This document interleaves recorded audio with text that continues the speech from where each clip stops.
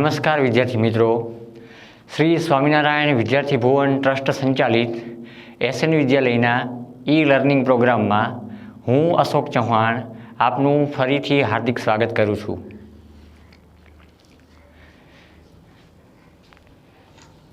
તો વિદ્યાર્થી મિત્રો, આજના આપણા આ સેશનમાં આપણે વ્યાકરણના એક નવા ટોપિક તરફ આગળ વધીશું.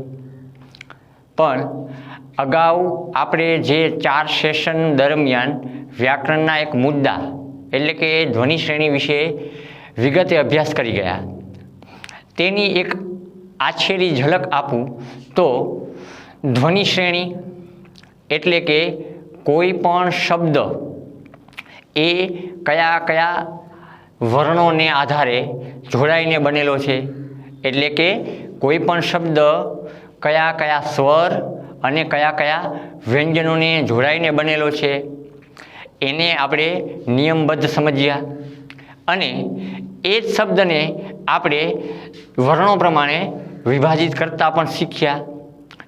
આમ જોઈએ તો જુદા જુદા વર્ણો એટલે કે સ્વર અને વ્યંજન આ બંને જોડાય ત્યારે એક શબ્દ છે એ આકાર પામે છે, એટલે કે વર્ણોનો સમૂહ છે એના દ્વારા એક શબ્દ નિર્માણ પામે છે અને એ જ શબ્દ કયા કયા વર્ણોને જોડાઈને બનેલો છે તેને આપણે ધ્વનિ શ્રેણી દરમિયાન સમજ્યા.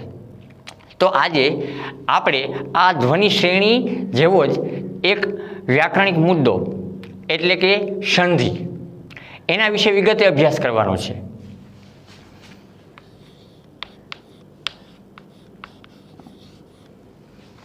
પણ વિદ્યાર્થી મિત્રો, ધ્વનિ શ્રેણીમાં આપણે એ બાબત શીખ્યા કે કયો શબ્દ કયા કયા વર્ણોને જોડાઈને બનેલો છે. હવે આજે આપણે સંધિના આ મુદ્દામાં એ સમજવાનું છે કે ગુજરાતી ભાષાનો કોઈ પણ શબ્દ અથવા તો જે તે શબ્દ કયા શબ્દને જોડાઈને બનેલો છે, એટલે કે કયા બે શબ્દો જોડાઈને અથવા તો કયા બેથી વધારે એટલે કે બેથી વધારે કે બે કે ત્રણ શબ્દો જોડાઈને બનેલો છે અને એનું જોડાણ થતાં કયા નવા અર્થવાળો શબ્દ આકાર પામે છે એ આપણે આજે આ સંધિના મુદ્દામાં સમજીશું. સૌ પ્રથમ વિદ્યાર્થી મિત્રો તમને જણાવી દઉં તો સંધિ એ સંધિ શબ્દનો શાબ્દિક અર્થ જણાવું તો સંધિ શબ્દનો એક શાબ્દિક અર્થ એટલે કે સામાન્ય અર્થ જણાવું તો સંધિ એટલે જોડાણ. સંધિનો અર્થ થાય જોડાણ થવું અથવા તો સંધિ એટલે કે જોડાવું. હવે આપણે આ મુદ્દામાં એને વિગતે સમજીશું. તો જેમ ધ્વનિ શ્રેણીમાં જુદા જુદા વર્ણો જોડાઈને એક શબ્દ આકાર પામે છે, તેવી જ રીતે એક શબ્દ અન્ય એકથી વધારે શબ્દો જોડાઈને એક નવા જ અર્થવાળો શબ્દ જ્યારે આકાર પામે છે ત્યારે સંધિ બને છે, ત્યારે સંધિ થઈ કહેવાય. એટલે કે ટૂંકમાં જણાવું તો બે શબ્દોનું જોડાણ એટલે સંધિ. અથવા તો શબ્દને આપણે અન્ય એક શબ્દથી પણ ઓળખીએ, જેમ કે પદ. પદ એટલે પણ શબ્દ થાય. આ મુદ્દાને આપણે વ્યાખ્યાબદ્ધ રીતે સમજીએ તો સંધિની એક વ્યાખ્યા કરીએ તો સંધિને વ્યાખ્યાબદ્ધ શું કરાય અથવા તો એને વ્યાખ્યામાં આપણે કઈ રીતે ધારી શકીએ જેથી કરીને આપણે એને વિગતે સમજી શકીએ કે સરળ ભાષામાં સરળ રીતે સમજી શકીએ.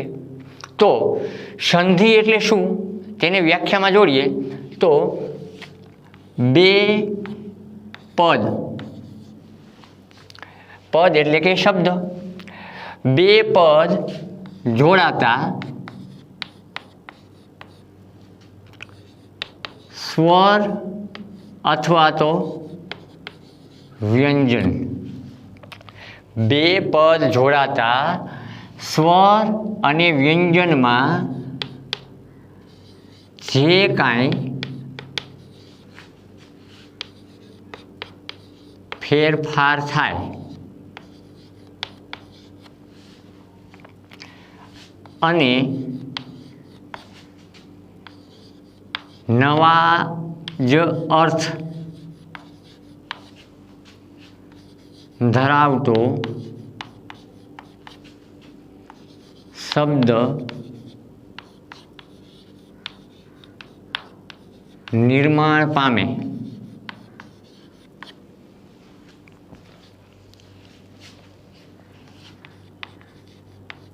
ત્યારે સંધિ થઈ કહેવાય. ફરીવાર બે પદ એટલે કે શબ્દ, બે શબ્દ જ્યારે એકબીજાની સાથે જોડાય અને એ શબ્દ જાણે કે કોઈ શબ્દ છે એ બે શબ્દોને જોડાઈને બનેલો છે, એટલે કે કોઈ એક શબ્દ બે શબ્દોને જોડાઈને બનેલો છે, એમાંના પ્રથમ શબ્દનો અંતિમ વર્ણ એટલે કે પ્રથમ શબ્દનો છેલ્લો અક્ષર અને બીજા શબ્દનો પ્રથમ વર્ણ એટલે કે બીજા શબ્દનો પહેલો અક્ષર જ્યારે પરસ્પર જોડાય અને એ બંને શબ્દોનું એક સંયુક્તિકરણ નવા જ શબ્દને આકાર આપે ત્યારે તેને સંધિ થઈ કહેવાય. આ જ સંધિની અન્ય એક વ્યાખ્યા જોઈએ તો જ્યારે કોઈ પણ બે શબ્દ પરસ્પર જોડાતા ચોક્કસ નિયમોને આધારે એક નવો શબ્દ ઉદ્ભવે. જ્યારે કોઈ પણ બે શબ્દ એકબીજાની સાથે જોડાતા ચોક્કસ નિયમોને આધારે કોઈ નવા જ અર્થવાળો શબ્દ ઉદ્ભવે ત્યારે સંધિ થઈ કહેવાય. હવે આપણે આ મુદ્દામાં આગળ વધીએ તો આપણે સૌ જાણીએ છીએ કે સંસ્કૃત ભાષા એ દરેક ભાષાઓની જનની છે, એટલે કે દેવોની ભાષા જે સંસ્કૃત છે એ સંસ્કૃત ભાષા પરથી જ અન્ય ભાષાઓ ઉતરી આવી છે અને એના વ્યાકરણિક નિયમો છે એ ગુજરાતી, હિન્દી, અન્ય ભાષાઓમાં પણ આપણને જોવા મળે છે. તો આ જ સંસ્કૃત ભાષાની પરંપરા પ્રમાણે સંસ્કૃત ભાષાની પરંપરા પ્રમાણે સંધિ છે એ સંધિના ત્રણ પ્રકાર છે.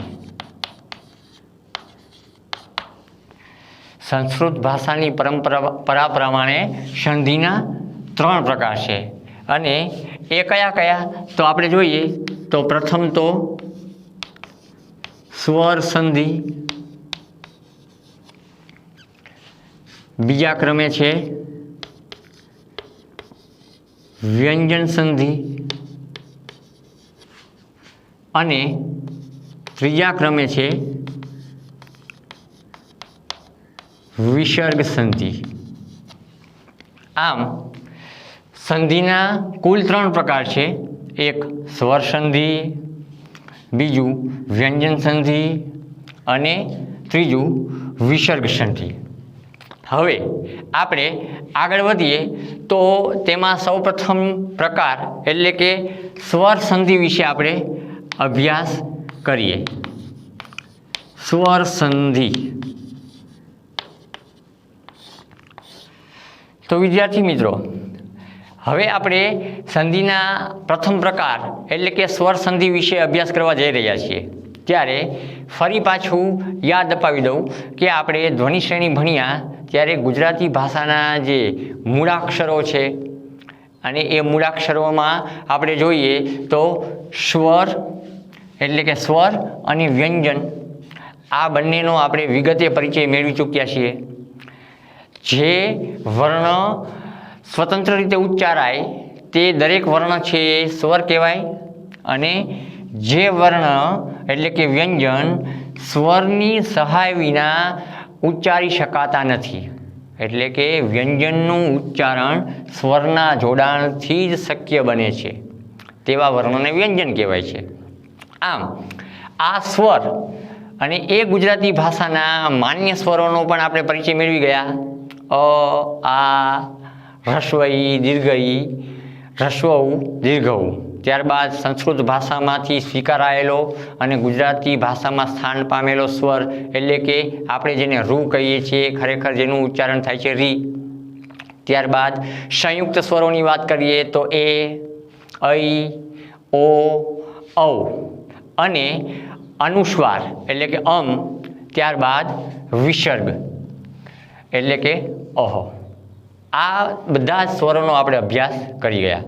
હવે આ સ્વરોના આધારે જે સંધિ રચાય છે એટલે કે સ્વરથી સ્વર જોડાય અને ત્યારે શબ્દનું ઉચ્ચારણ પણ સ્વર થાય, તે સંધિને સ્વર સંધિ કહેવાય. તેની આપણે વ્યાખ્યા જોઈએ તો જ્યારે બે સ્વર એટલે કે દાખલા તરીકે તમને જણાવું તો જેમ કે અ છે અને આ છે એટલે કે હ્રસ્વ અ અથવા તો દીર્ઘ અ. એ સિવાયના સ્વરની વાત કરીએ તો ઈ અને દીર્ઘ ઈ, હ્રસ્વ ઈ અને દીર્ઘ ઈ, હ્રસ્વ ઉ અને દીર્ઘ ઉ. એટલે કે મેં તમને ઉદાહરણ આપ્યા તે સ્વરના છે કે જ્યારે બે સ્વર ભેગા થાય, જેમ આગળ જણાવ્યું તેમ કે કોઈ પણ શબ્દ છે એને આપણે બે શબ્દોમાં વિભાજિત કરીએ ત્યારે પ્રથમ શબ્દનો છેલ્લો અક્ષર અને બીજા શબ્દનો પહેલો અક્ષર, આ બંને આ વ્યાખ્યાની સાથે સમજવાનું છે કે પ્રથમ શબ્દનો છેલ્લો અક્ષર અને બીજા શબ્દનો પહેલો અક્ષર, આ બંને જો સ્વર હોય અને ત્યારે જે નવો શબ્દ નિર્માણ પામે છે ત્યારે સ્વર સંધિ કહેવાય. હવે એની સંપૂર્ણ વ્યાખ્યા જણાવી દઉં તમને તો જ્યારે બે સ્વર ભેગા થઈ તેનો ઉચ્ચાર પણ સ્વર થાય, જ્યારે બે સ્વર ભેગા થઈ તેનો ઉચ્ચાર પણ સ્વર થાય ત્યારે સ્વર સંધિ થઈ કહેવાય. અથવા તો એક સામાન્ય વ્યાખ્યા જોઈએ કે જ્યારે કોઈ પણ શબ્દના બે પદોના જોડાણ વખતે બંને શબ્દોમાં ના પ્રથમ શબ્દનો છેલ્લો વર્ણ એટલે કે અક્ષર અને બીજા શબ્દનો પ્રથમ એટલે કે પહેલો વર્ણ યાની કે અક્ષર સ્વર હોય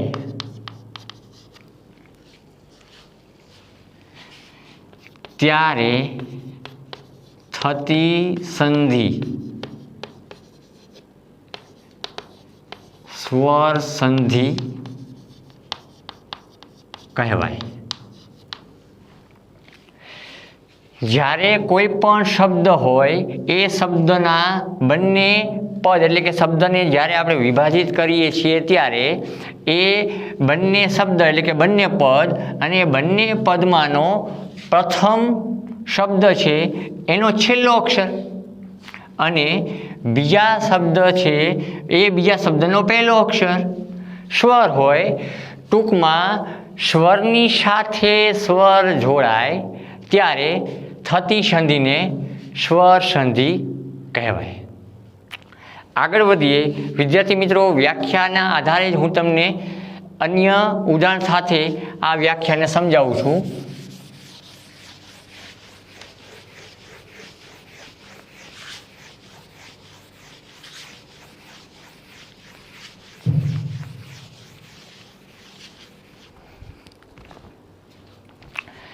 તો વિદ્યાર્થી મિત્રો, આપણે ધ્વનિ શ્રેણીમાં એ પણ સમજી ગયા કે સ્વર છે એના બે પ્રકાર છે, એક સજાતીય સ્વર અને એક વિજાતીય સ્વર. સજાતીય સ્વર એટલે કે સમાન કુળના સ્વર છે તેને સજાતીય સ્વર કહેવાય. જેમ કે હ્રસ્વ અ અને દીર્ઘ આ, એટલે કે અ અને આ, તો આ બંને એક જ કુળના વર્ણ છે, એટલે એને સજાતીય કહેવાય છે. જ્યારે હ્રસ્વ ઈ અને દીર્ઘ ઈ આ બંને વર્ણ પણ સમાન કુળના છે, માટે તેને સજાતીય સ્વર કહેવાય. આમ સ્વર સંધિ છે એને પણ આપણે બે ભાગમાં વહેંચી શકીએ. એમાંનો પ્રથમ ભાગ એટલે કે પ્રથમ પ્રકાર છે સજાતીય સ્વર સંધિ.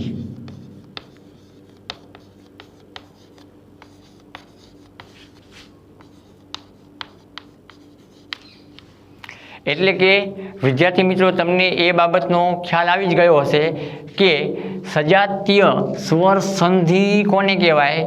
તો જે શબ્દનો પ્રથમ શબ્દ છે એનો છેલ્લો અક્ષર સ્વર અને બીજો શબ્દ છે એનો પહેલો અક્ષર એ જ કુળનો સ્વર હોય.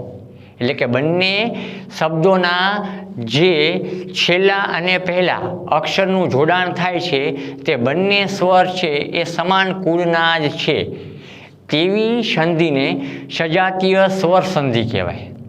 હવે આ સજાતીય સ્વર સંધિ છે તેનો એક પેટા પ્રકાર, એટલે કે તેને જે પ્રકારમાં વહેંચવામાં આવ્યા છે એવી સંધિને દીર્ઘ સંધિ કહેવાય. દીર્ઘ સંધિ, જેમ હ્રસ્વ અને દીર્ઘ સામાન્ય ભાષામાં આપણે નાનો ઈ અને મોટો ઈ, નાનો ઉ અને મોટો ઉ કહીએ છીએ તેમ. એટલે અહીંયા દીર્ઘનો અર્થ થાય છે મોટું.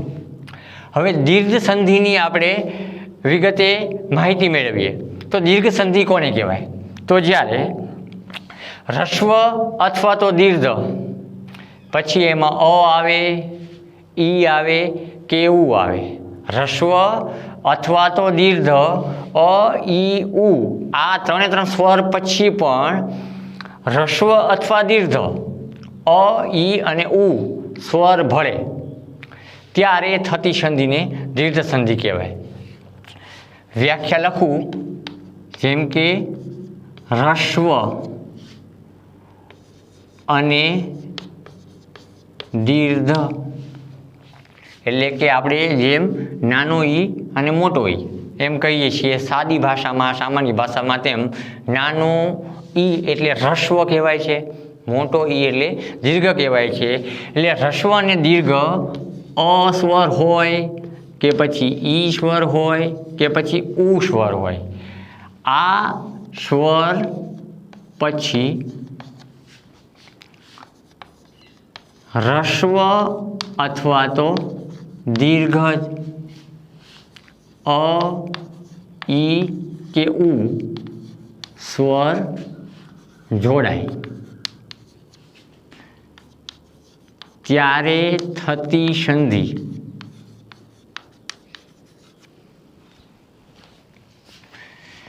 દીર્ઘ સંધિ કહેવાય. જો સંધિની જે વ્યાખ્યા મેં તમને વિગતે સમજાવી અને એના જ પ્રકારોમાંના પ્રથમ પ્રકાર એટલે કે સ્વર સંધિના પ્રકારમાં આપણે દીર્ઘ સંધિને ભણી રહ્યા છીએ, એ દીર્ઘ સંધિની વાત આપણે આગળ વધારીએ તો હવે તમને એ વ્યાખ્યાને આ ઉદાહરણો આપીશ એટલે તમને એકદમ સ્પષ્ટતાથી સમજાશે. જેમ કે આપણે કોઈ પણ શબ્દ છે એ શબ્દ જુદા જુદા વર્ણોને જોડાઈને બનેલો છે, એમાંના કયા કયા વર્ણો આપણે અત્યારે અભ્યાસ કરી રહ્યા છીએ. દીર્ઘ સંધિ પણ એ દીર્ઘ સંધિ એટલે કે સ્વર સંધિનો એક પ્રકાર છે.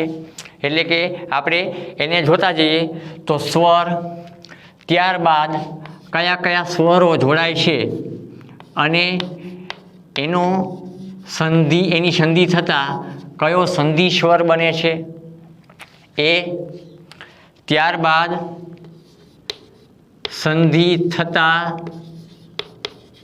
અથવા તો કયા શબ્દો જે પરસ્પર જોડાઈને જે સંધિનો શબ્દ બનેલો છે સંધિ શબ્દ, અને એને આપણે વિભાજિત કરીને એના ઉદાહરણને સમજીએ. તો જો અહીંયા હ્રસ્વ અને દીર્ઘ અ ઈ ઉ સ્વર પછી હ્રસ્વ અથવા તો દીર્ઘ અ ઈ ઉ સ્વર જોડાય ત્યારે હંમેશા તેનું દીર્ઘ રૂપ જ રૂપાંતર પામે છે. એટલે કે હ્રસ્વ સ્વરની સાથે હ્રસ્વ જોડાય કે હ્રસ્વ સ્વરની સાથે દીર્ઘ જોડાય કે પછી દીર્ઘ સ્વરની સાથે હ્રસ્વ જોડાય કે પછી દીર્ઘ સ્વરની સાથે જ દીર્ઘ જોડાય. પણ હંમેશા આ બધા જ્યારે સંયુક્ત થાય છે ત્યારે તેનું ઉચ્ચારણ પણ દીર્ઘ બને છે અને ત્યારે થતી સંધિ પણ દીર્ઘ સંધિ કહેવાય છે. જેમ કે ઉદાહરણ તરીકે જોઈએ, અહીંયા અ સ્વર છે એ અ સ્વરની સાથે આપણે અ સ્વરને જ મેળવીએ અથવા તો જોડીએ તો અ અને અ આ બંને સ્વરો હ્રસ્વ છે. અને બીજી રીતે કહીએ તો આ બંને સજાતીય સ્વર છે, કારણ કે સમાન કુળના જ છે અને બંને એક જ છે. અહીંયા અ જ છે, એની સાથેનું કોઈ દીર્ઘરૂપ તો મુકાયું નથી. તો અની સાથે જ્યારે આપણે અ જ જોડીએ છીએ ત્યારે આ બંને ભેગા થતાં તેનું દીર્ઘરૂપ બને છે, એટલે કે આ. તો અહીંયા એક શબ્દને હું લખું સ્થળાંતર. તો વિદ્યાર્થી મિત્રો, અહીંયા તમારી સમક્ષ જે શબ્દ મુકાયો છે, આપણે શબ્દની સંધિ જ્યારે કરવાની થાય ત્યારે છૂટા પડેલા બે પદોને જોડવાના થાય છે, અથવા તો અહીંયા મેં તમને જે શબ્દ લખીને આપેલો છે એક શબ્દ છે, આ શબ્દને આપણે બે શબ્દોમાં વિભાજિત કરવાનો છે. એટલે કે નિયમોને આધારે કે સ્વર સંધિના પ્રકાર એવા દીર્ઘ સંધિના નિયમોને આધારે આ શબ્દ છે એ આ સ્વરો એટલે કે અ અને અ આ બંને જોડાતા કઈ રીતે છૂટો પડે છે એને સમજવાનું છે. તો અની સાથે અ જોડાય છે ત્યારે એનું ઉચ્ચારણ દીર્ઘ બને છે, એટલે કે આ બને છે. તો અની સાથે અ જોડાતા આ બને. અહીંયા મેં તમને સંધિ શબ્દ એટલે કે અહીંયા આ આખો સંયુક્ત શબ્દ આપેલો છે. હવે આપણે આ શબ્દને આ નિયમને આધારે છૂટો પાડીશું. તો અહીંયા જોઈશું તો શબ્દ સ્થળાંતર છે એનું વિભાજન કરશું. તો સૌપ્રથમ તો અહીંયા સ્થળ અને ત્યારબાદ અંતર. હવે જોઈએ તો સંધિની વ્યાખ્યા મેં તમને સમજાવી હતી, એ વ્યાખ્યાને ફરીવાર અહીંયા તમને સ્પષ્ટ કરું છું. એટલે કે જે સંધિ શબ્દ છે સ્થળાંતર, એ સ્થળાંતર શબ્દનું આપણે જ્યારે વિભાજન કરીએ છીએ ત્યારે તેમાંનો જે પ્રથમ શબ્દ એટલે કે પહેલું પદ છે એ પહેલું પદ સ્થળ. હવે સ્થળ શબ્દને જોઈએ તો અહીંયા અંતિમ વર્ણ એટલે કે છેલ્લો અક્ષર છે એ અળ છે. હવે આ અળ છે અને આપણને એ પણ ખબર છે કે કોઈ પણ વ્યંજન સ્વતંત્ર નથી, કારણ કે એની સાથે સ્વર ચોક્કસ ભળેલો જ છે. એટલે કે અહીંયા અળમાં શું રહેલું છે? અ. અને ત્યારબાદ પણ આવે છે અ.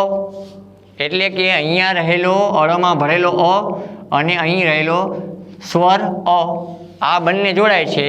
એ અ અને અનું જોડાણ થતાં આ સ્વર બને છે અને ઉપર રહેલો અનુસ્વાર જેમનો તેમ જ રહે છે. એટલે કે અ અને અ બરાબર આ, એટલે કે આ શબ્દનું સંયુક્ત સ્વરૂપ સ્થળાંતર બને. બીજું ઉદાહરણ જોઈએ. અહીંયા આપણે બંને વર્ણને સ્વર જ લીધા છે. હવે આપણે બીજું એક ઉદાહરણ જોઈએ. જેમ કે અ વર્ણ છે એની સાથે તેના જ કુળનો દીર્ઘ વર્ણ લઈએ, એટલે કે આ સ્વરને આપણે જોઈએ. તો અહીંયા રહેલો હ્રસ્વ અ અને ત્યારબાદ તેના જ કુળનો દીર્ઘ અ, એટલે કે જેને આપણે આ કહીએ છીએ, આ બંને જોડાય છે ત્યારે પણ તેનું ઉચ્ચારણ આ બને છે. હવે આપણે આ સંધિ સ્વરનું જ ઉદાહરણ એટલે કે એક એવા સંધિ શબ્દને જોઈએ તો જળાશય. આ શબ્દનું આપણે વિભાજન કરીશું આ નિયમને આધારે. તો શું બનશે વિદ્યાર્થી મિત્રો? જળ એટલે કે અળમાં રહેલો અસ્વર છતો થાય છે અને ત્યારબાદ આશય. એટલે કે અની સાથે આ ભળતા સંધિ સ્વર આ બને છે અને ઉદાહરણ રૂપે રહેલો આ શબ્દ જળાશય એનું વિભાજન કરીએ છીએ ત્યારે આપણે આ નિયમનો તાળો મેળવી શકીએ છીએ કે હ્રસ્વ અ અને દીર્ઘ આ બંને જોડાય છે ત્યારે એનું ઉચ્ચારણ પણ આ જ બને છે. એટલે શબ્દ છે એની સંધિ આ પ્રમાણે છૂટી પડે. હવે તેનાથી પણ અન્ય ઉદાહરણ લઈએ જુદું જ. તો જેમ અહીંયા હ્રસ્વ લીધા છે, હ્રસ્વ અને દીર્ઘ લીધું છે, તો આપણે હવે અહીંયા લઈએ દીર્ઘ અને ત્યારબાદ અહીંયા લઈએ હ્રસ્વ. તો દીર્ઘ અ અને હ્રસ્વ અ એટલે કે આ અને આ બંને જ્યારે જોડાશે ત્યારે સંધિ સ્વર ફરી પાછો આ જ બનશે. તો આ જ નિયમનું આપણે એક ઉદાહરણ જોઈએ. તો સંધિ શબ્દ તરીકે હું તમને ઉદાહરણ જણાવું તો વિદ્યાર્થી. હવે આ શબ્દને આ નિયમને આધારે છૂટો પાડીશું તો એ બે પદમાં વિભાજિત થશે અને આ નિયમની સાથે આપણે એનો તાળો મેળવી જોઈએ. તો વિદ્યા એટલે કે અહીંયા ધ વર્ણમાં ભળેલો આ સ્વર અને ત્યારબાદ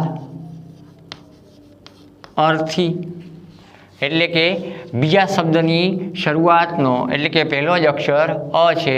એટલે કે અહીં આ અને આ બંને જોડાય છે, આ અને એટલે એનું ઉચ્ચારણ આ જ થાય છે.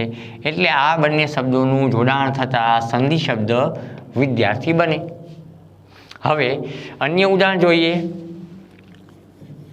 આ અને આ એટલે કે અહીંયા બંને વર્ણો મેં લીધેલા છે એ બંને વર્ણો દીર્ઘ જ છે. તો આ બંને દીર્ઘ વર્ણને આપણે જ્યારે એકબીજાની સાથે જોડીએ છીએ ત્યારે તેનું ઉચ્ચારણ દીર્ઘ જ બને છે. એટલે કે સંધિ સ્વર આ જ બને છે. હવે આપણે એનું ઉદાહરણ જોઈએ તો દયાનંદ. આ શબ્દને આ નિયમને આધારે છૂટો પાડીએ અને તાળો મેળવીએ તો આપણને સમજાય. જેમ કે દયાની સાથે જોડાયેલો શબ્દ આનંદ. પ્રથમ શબ્દ છે દયા. એ દયા શબ્દનો છેલ્લો વર્ણ ય છે, પણ ખરેખર તો એની સાથે ભળેલો આ વર્ણ છે. એટલે કે આ અને આ અને એનો સંધિ સ્વર થાય છે આ. તો એ શબ્દની સાથે આ નિયમનો તાળો મેળવતા પણ આપણને આ ઉદાહરણ સ્પષ્ટ થાય છે. એટલે કે આ સંધિ દીર્ઘ સંધિ છે એને આ વિવિધ ઉદાહરણો દ્વારા આપણે સમજ્યા તો આપણને એ બાબતનો ચોક્કસ ખ્યાલ આવ્યો કે કોઈ પણ સ્વર, કારણ કે આપણે અત્યારે સંધિમાં સ્વર સંધિનો અભ્યાસ કરીએ છીએ અને સ્વર સંધિમાં પણ આપણે સજાતીય સ્વરોની જ સંધિને ભણીએ છીએ અને એ સજાતીય સ્વરો જે એકબીજાની સાથે જોડાય છે અને એ બંને સ્વરો પછી બંને હસ્વ હોય એટલે કે અહીં રહેલા બંને ઉદાહરણ છે, બંને વર્ણો છે, હ્રસ્વ છે, એ બંને હસ્વ હોય તો પણ એનું દીર્ઘરૂપ બને.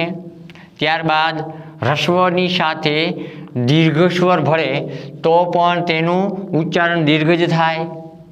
ત્યારબાદ દીર્ઘ સ્વર છે એની સાથે હ્રસ્વ સ્વર ભળે છે ત્યારે પણ તેનું ઉચ્ચારણ દીર્ઘ જ બને છે. અને બંને દીર્ઘ સ્વર આવે ત્યારે પણ તેનો સંધિ સ્વર એટલે કે તેનું ઉચ્ચારણ દીર્ઘ જ બને છે. તો વિદ્યાર્થી મિત્રો, આજના આ સેશનમાં આપણે સજાતીય સ્વર સંધિના પ્રથમ પ્રકાર દીર્ઘ સંધિનો અભ્યાસ કર્યો અને એમાં પણ આપણે સ્વરની શરૂઆતનો સૌપ્રથમ સ્વર એટલે કે અસ્વરના જ ઉદાહરણોને જોયા.